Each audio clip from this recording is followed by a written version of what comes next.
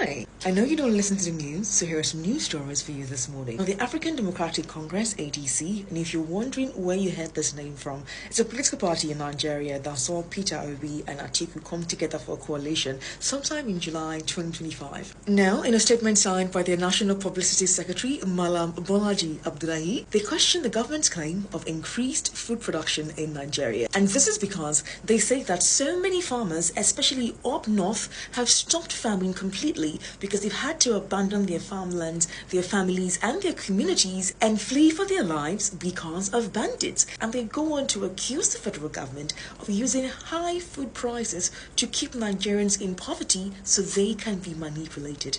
Huge claims if you ask me. Moving on to our second story, the question on many people's lips, especially on the African continent, is why it's so difficult for some leaders of certain African countries to hand over power.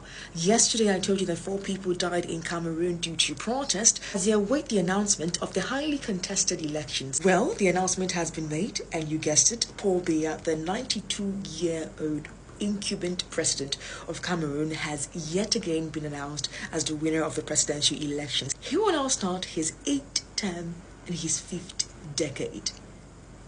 5th decade. It's not just Cameroon. Now let us move on to Ivory Coast, where their 83-year-old president has just won his 4th term after barring his 2 major competitors. Voter turnout was only up to 50% in Ivory Coast, and the other 2 people who were allowed to run against the president got just about 2% and 3% of the votes in total. I can't wait to hear your thoughts on these stories, and I'll bring you fresh stories tomorrow.